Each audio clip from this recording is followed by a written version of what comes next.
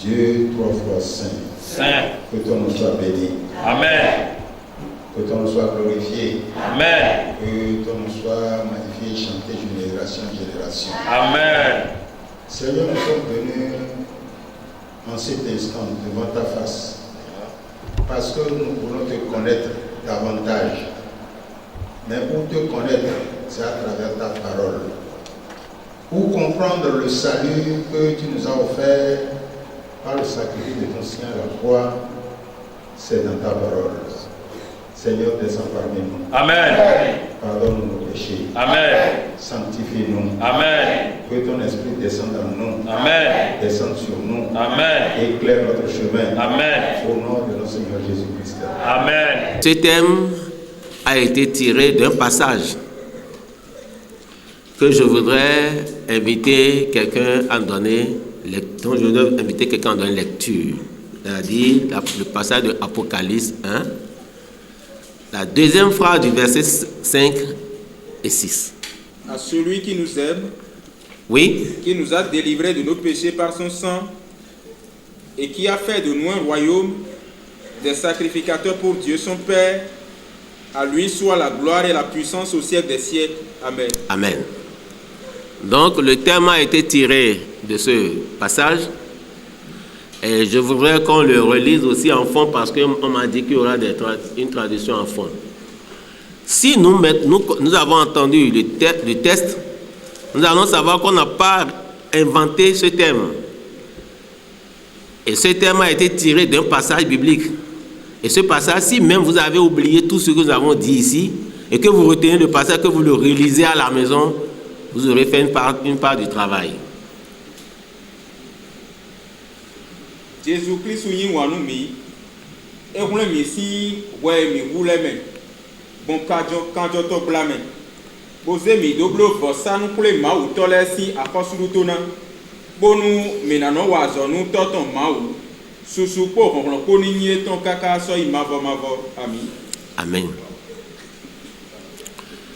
Alors, ce thème met en exergue l'un des thèmes principaux, je dirais même le principal de la Bible, c'est-à-dire la rédemption en Jésus-Christ. La rédemption en Jésus-Christ. Et c'est pour cela que ce que je vais vous proposer comme plan à suivre pour cet exposé, d'abord, nous allons parler de pourquoi l'œuvre de rédemption, c'est-à-dire qu'on va parler de pourquoi Jésus-Christ doit pouvoir se faire sacrifier. 2, l'œuvre de la rédemption en elle-même, l'œuvre de la rédemption, pas Jésus-Christ. Nous allons parler des effets, en troisième point, les effets de cette œuvre. Et enfin, nous allons finir par comment s'approprier cette œuvre de rédemption.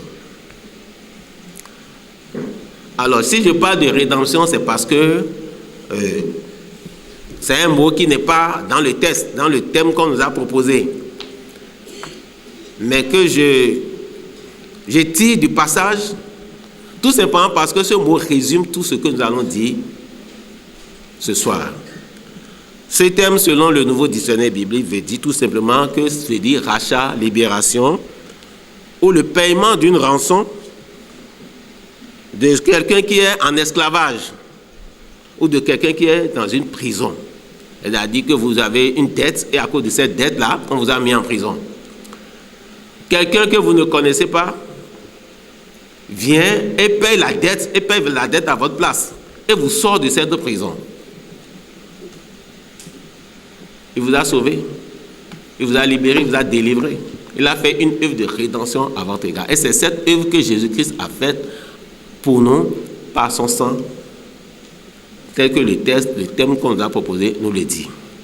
Alors, j'ai dit pourquoi la rédemption, pourquoi Jésus-Christ doit-il venir payer pour des pécheurs la rançon? Pourquoi doit-il venir faire cette délivrance? 2 éléments essentiels. Le premier, c'est le péché. Nous allons en parler. Le second, c'est son amour. Le péché, pourquoi le péché? Nous n'allons pas revenir sur l'origine du péché. Mais je vais tout simplement dire que depuis Adam et Ève, le péché est entré dans le monde. Le péché étant quoi? Étant la transgression de la loi de Dieu. Péché égale transgression de la loi de Dieu, selon ce qu'on a lu dans 1 Jean 3, verset 4. Vous le savez. C'est juste un rappel que je voudrais faire. Et situer vos idées sur les concepts essentiels. Donc, j'ai dit, le péché est entré dans le monde. Et ce péché s'est étendu à tous les hommes, sans exception. Tous les hommes. Peut-être que nous n'avons pas commis le même péché, c'est-à-dire de péché de la même nature. Quelqu'un peut-être aurait commis le péché du vol, de l'adultère, du mensonge, de l'idolâtrie, etc. Et chacun a un péché qu'il commet. Mais, toujours est-il que tu es pécheur devant Dieu par la transgression de la loi de Dieu. Alors, et tel que la parole nous l'a révélé, j'ai dit que ça s'est étendu à tous les hommes. Vous pouvez lire à loisir pour comprendre que Paul, en citant le psaume, un des psaumes, a dit que tous les hommes, il n'y a aucun juste. Aucun. Tous les hommes sont pécheurs. Et sont privés de la gloire de Dieu. Tous les hommes sont pécheurs et sont privés de la gloire de Dieu. Vous lirez à la maison, prenez note, 1 Romains 3, le verset 10 et le verset 23. Et nous savons aussi que dans le Romains 6, verset 23, que le salaire du péché, c'est la mort. Donc, tous les hommes sont sujets à la mort. Tous les hommes, sans exception, tous les hommes doivent subir la mort. Pourquoi? À cause du péché. Donc, quel que soit ce que tu fais, quel que soit le péché que tu as commis, tu dois savoir que tu es pécheur devant Dieu. Et devant Dieu, non seulement que tu es pécheur, tu es même esclave du péché. Nous sommes tous esclaves, nous étions tous esclaves du péché. Sans Jésus-Christ, avant que Jésus-Christ n'entre dans notre vie, avant que Jésus-Christ ne paye ta rançon, nous sommes tous pécheurs et esclaves du péché. Et lorsque Paul décrit son état avant Jésus-Christ, il dit que lorsque lui, il veut même faire du bien, il n'arrive pas à le faire. Quand il ne veut pas faire de mal, c'est ce mal-là qu'il commet. Il dit, misérable que je suis, qui me délivrera de ce corps? Parce qu'il est conscient qu'il est esclave de cela. Qui va le délivrer? Mais lui-même rend grâce il rend grâce que Jésus-Christ est venu.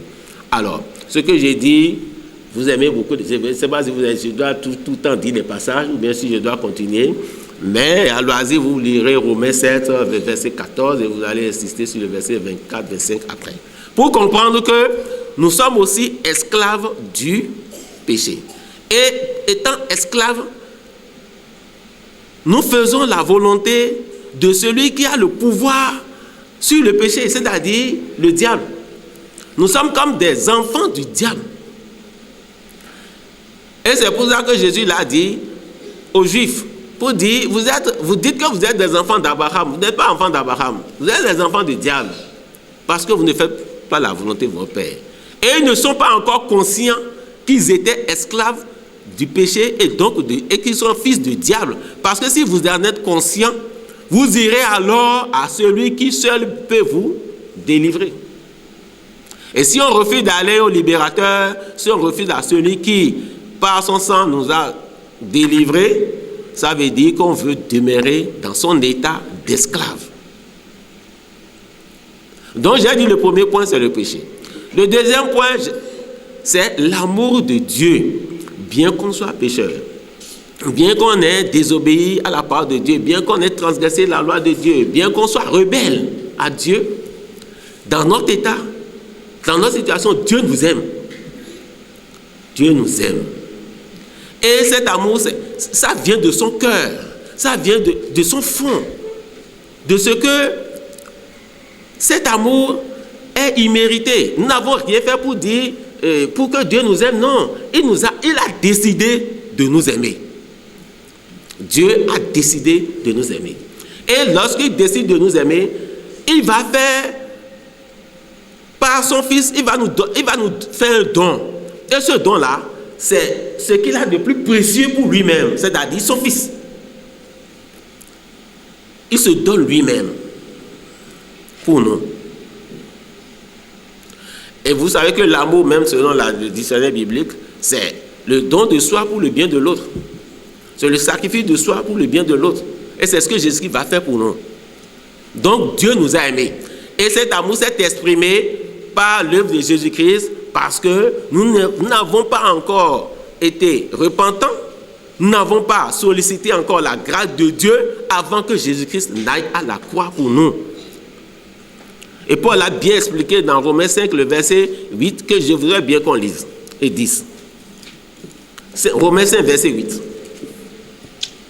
Mais Dieu prouve son amour envers nous. Dieu nous donne la preuve de son amour envers nous, oui. En ce que, lorsque nous étions encore des pécheurs, En ce que lorsque nous étions encore des pécheurs, lorsque nous étions encore des enfants rebelles, lorsqu'on avait un comportement même insultant à son égard, lorsqu'on ne tenait même pas compte de lui du tout dans notre vie, lorsque nous avons refusé même de regarder à sa dignité, à sa sainteté, en ce moment, Dieu donne la preuve de son amour.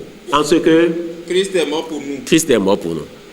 Donc, et c'est cet amour, l'apôtre Jean va revenir dessus dans son évangile pour dire que c'est parce que Dieu nous a aimés qu'il nous a fait don de son Fils afin que quiconque croit en lui et ne périsse point, mais qu'il ait la vie éternelle. Donc, nous allons voir que l'œuvre de la rédemption de Jésus-Christ va nous apporter quoi? La vie éternelle. Mais je suis en train d'expliquer aujourd'hui pourquoi l'œuvre de rédemption, pourquoi Jésus-Christ doit-il mourir pour des pécheurs. Deux éléments, le péché. Deuxième élément, l'amour de Dieu. Et cet amour va s'exprimer à la croix. Parce que c'est à la croix que Jésus-Christ a donné sa vie. C'est à la croix que Jésus-Christ est mort. Et en mourant, il a fait quoi? Il a versé son sang, tel que nous l'avons vu dans le thème qu'on nous a proposé. Et le passage à l'étude l'a fait bien ressortir. Et on a bien dit que dans le passage, que parce qu'il nous aime, il nous a délivrés de nos péchés par son sang. Alors, si nous disons, nous avons résumé, j'ai fait un suivant des choses pour que dans les questions, on puisse revenir en détail sur certains aspects. Donc, si nous avons relevé un peu pourquoi l'œuvre de la rédemption, pourquoi Jésus-Christ doit-il mourir, nous allons parler de l'œuvre en elle-même.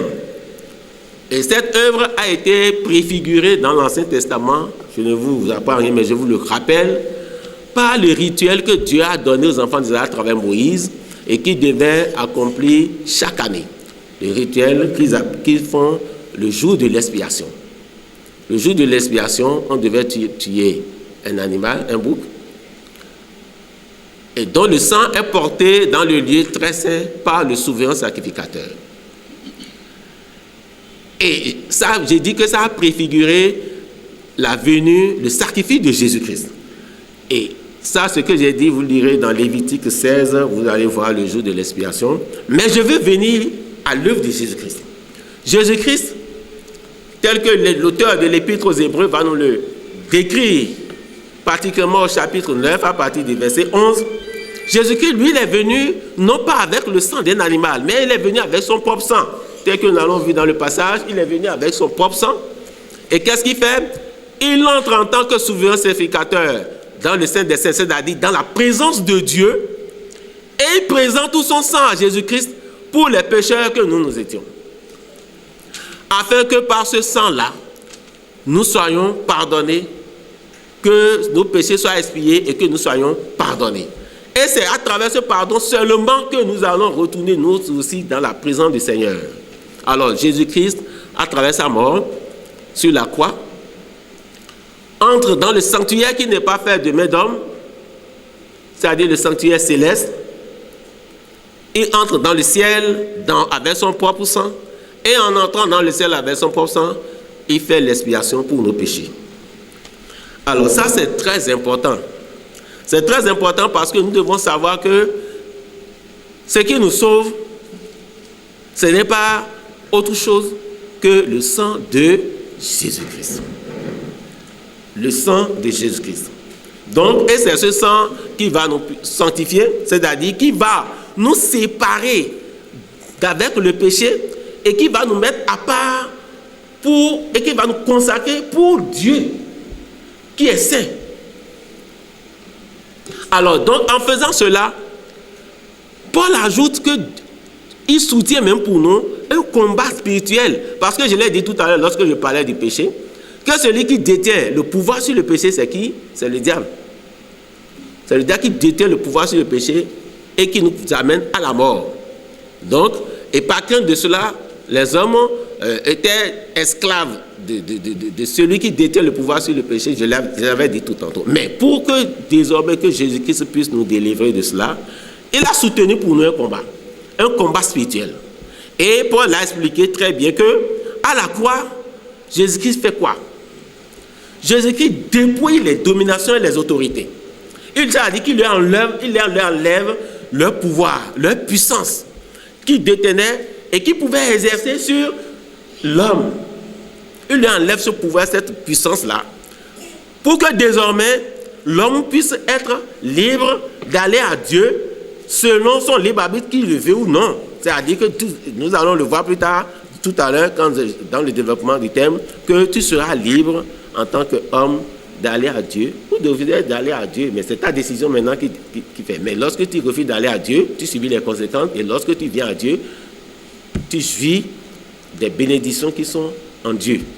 Alors, Jésus-Christ, comme l'a dit Paul, comme l'a décrit Paul dans 2 Colossiens 2, le verset 15, qu'il a dépouillé les autorités. Donc, il a fait, en tant que souverain sacrificateur, un sacrifice. Il a soutenu pour nous un combat spirituel. Et comme Paul l'a bien dit encore dans son épître aux Colossiens, toujours verset 13, il a dit, Paul dit qu'il a délivré les hommes de la puissance des ténèbres pour nous amener à l'admirable lumière de Dieu. Alors, voilà ce que Jésus-Christ a fait pour toi et pour moi à la croix. Et lorsqu'il a présenté son sang à Dieu, désormais, lorsque tu viens devant Dieu par Jésus-Christ, Dieu te regarde à travers le sang de Jésus-Christ. Et c'est ce sang de Jésus-Christ-là qui couvre tes péchés, pour que Dieu te soit désormais propice. Et c'est pour cela qu'on a dit que parmi les bénéfices que nous avons à travers l'œuvre de rédemption que Jésus-Christ a accomplie à la croix, nous avons la propitiation, c'est-à-dire que nos péchés sont expiés. Et désormais, Dieu nous est propice. Nous avons, l'autre bénéfice, c'est que Dieu nous déclare. Lorsque vous venez à Dieu par Jésus-Christ, Dieu vous déclare juste. C'est-à-dire que désormais, vous êtes en bonne relation avec Dieu. Vous étiez rebelle, mais Dieu vous amène par Jésus-Christ et vous déclare désormais juste devant lui. Tout simplement parce que vous êtes venus à travers le sang de Jésus-Christ. Donc Dieu vous déclare juste. Et j'insiste dessus que ce n'est pas parce que vous avez fait une œuvre, ce n'est pas parce que vous avez bâti une maison pour Dieu, ce n'est pas parce que vous avez fait un sacrifice, vous avez offert quelque chose à Dieu. Non, ce n'est pas de ça qu'il s'agit, ce n'est pas ça. Vous n'avez rien fait.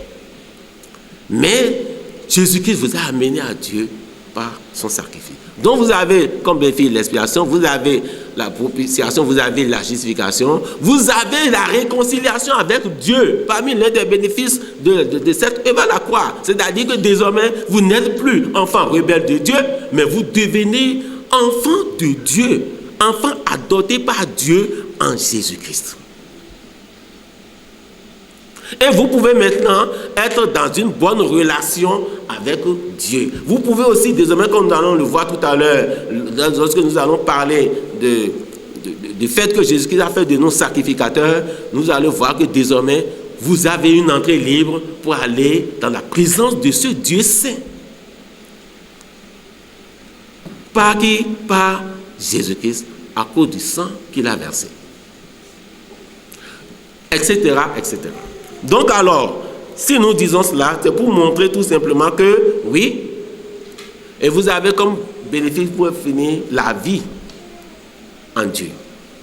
Vous étiez sujet à la mort, mais maintenant, vous êtes sujet de quoi? De la vie éternelle en Jésus-Christ. Parce que le sang de Jésus-Christ a expié, a ôté nos péchés. Ça, c'est extrêmement important. Et il faut que les gens soient convaincus que Jésus-Christ les a aimés et que Jésus-Christ a accompli cette œuvre de délivrance, cette œuvre de rédemption pour eux, et que désormais, en venant devant Dieu par Jésus-Christ, vous êtes réellement sauvés. Et vous ne devez même plus avoir, si quelqu'un doute encore de ça, ça veut dire que vous doutez de l'œuvre de Jésus-Christ. Ça veut dire que vous vous demandez si vraiment Jésus-Christ a fait ça, quoi. Mais soyez convaincus, mes frères et sœurs, Jésus-Christ l'a fait.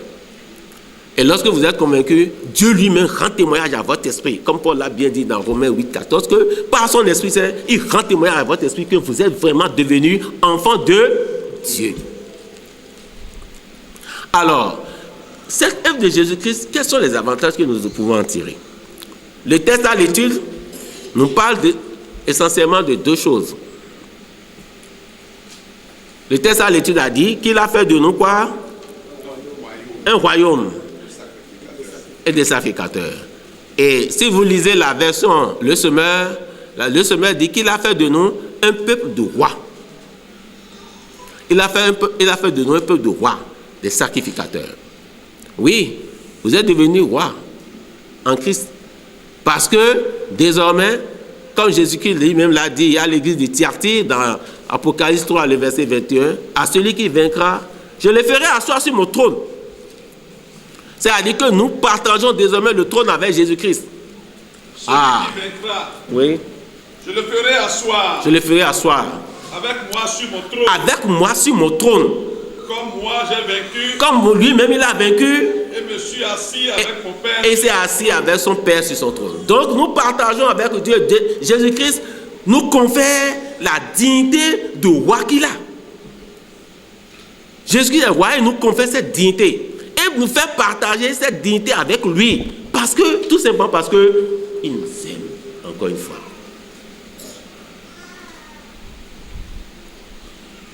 Et en Dieu et en Jésus-Christ, nous sommes des rois. Et nous allons régner avec Christ. Amen. Nous allons régner avec Christ. Amen. Et il a fait de nous aussi des sacrificateurs. C'est-à-dire des gens qui désormais doivent offrir dans la présence de Dieu des sacrifices à la gloire de Dieu. Comme Jésus-Christ lui-même étant souverain sacrificateur, il nous confère aussi sa dignité de souverain sacrificateur pour que nous puissions offrir à Dieu des sacrifices agréables et à la gloire de son nom. Ah!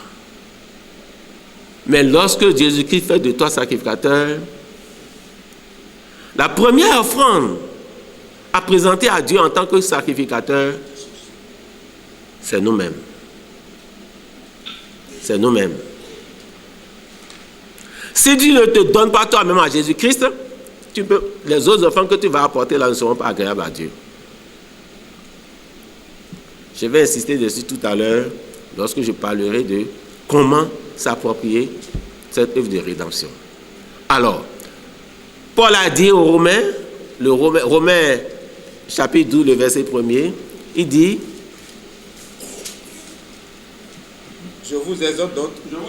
il dit, je vous exhorte, frères, Par les compassions de Dieu. Par les compassions de Dieu. À offrir vos corps. À offrir vos corps. Comme un sacrifice vivant. Comme un sacrifice vivant. Saint. Agréable à Dieu. Ce qui sera de votre part. Ce qui sera de votre part. Un culte raisonnable. Un culte raisonnable. C'est-à-dire le service que vous ferez dans le temple de Dieu. Lorsque vous entrez vous allez dans la présence de Dieu, le premier service que vous devez faire, c'est de vous offrir vous-même. C'est votre corps, c'est votre vie, c'est votre être que vous devez offrir à Dieu.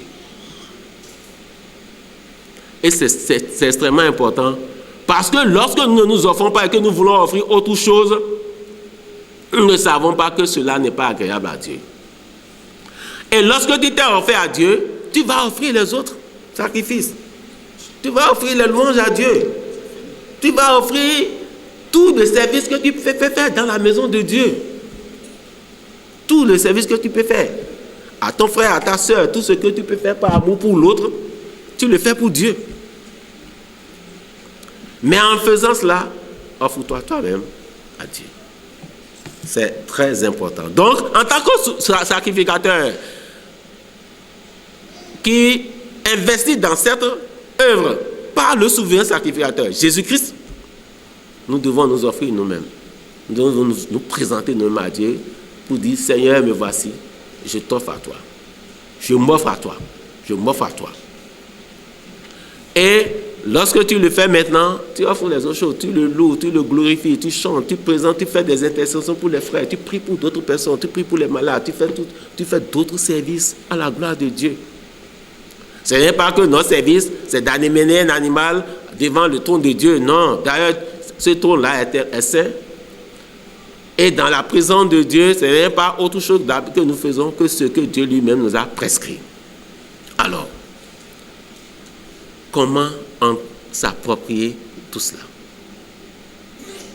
Comment s'approprier tout cela? Il n'y a qu'une seule chose à faire. Je l'ai dit tout tantôt, il n'y a pas une œuvre à faire. Il n'y a pas à dire, je vais donner ci, je vais donner ça. Non, Dieu t'a déjà aimé de façon imméritée. Dieu t'a aimé.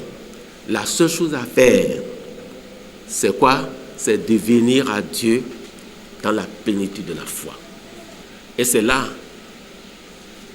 ce qui nous concerne. C'est-à-dire, si on dit que ce que nous devons faire dans cette œuvre-là, la seule chose qui nous concerne, ce n'est que ça. C'est cette foi. Et l'auteur de l'Épître aux Hébreux l'a bien dit, si nous avons conscience de tout cela, la seule qui nous reste à faire, dans Hébreux 10, disons-nous à partir du verset 10. Hébreux 10. 10 versets. Commençons par du verset 19.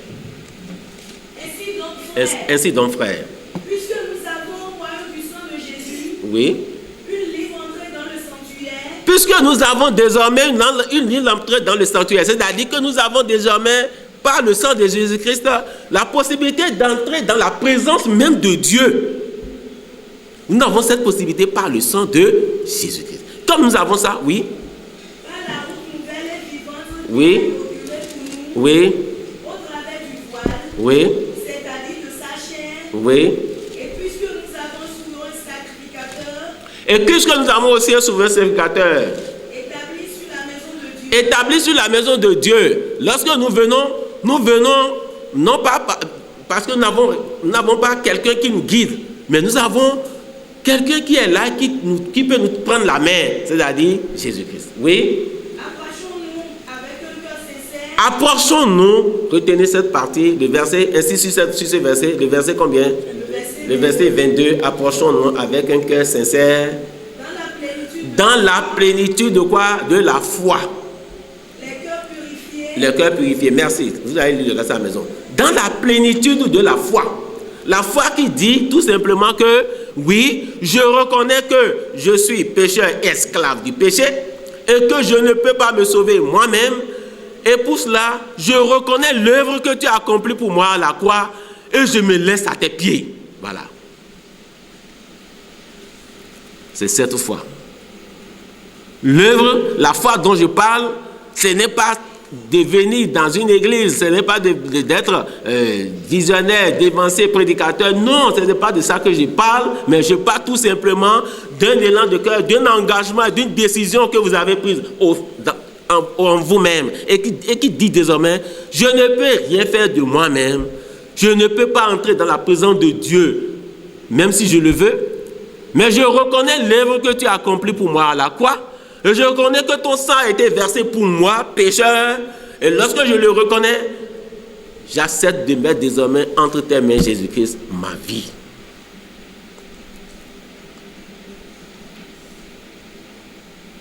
Et tu mets entre les mains de Jésus-Christ ta vie.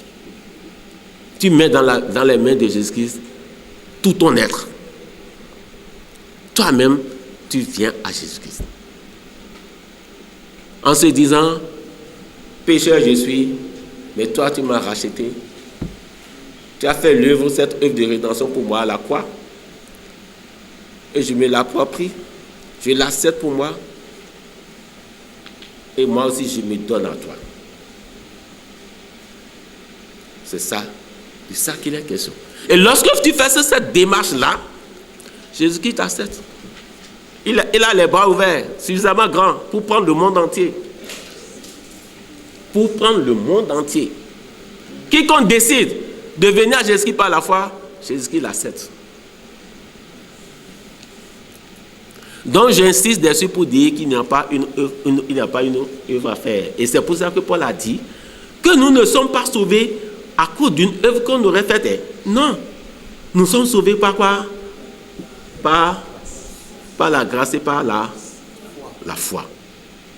Nous sommes sauvés par la foi. Et ça aussi, c'est un don de Dieu, c'est une grâce. C'est-à-dire, c'est un don immérité. C'est-à-dire, nous ne méritons pas. Et c'est Dieu nous a accordé ça de façon gratuite.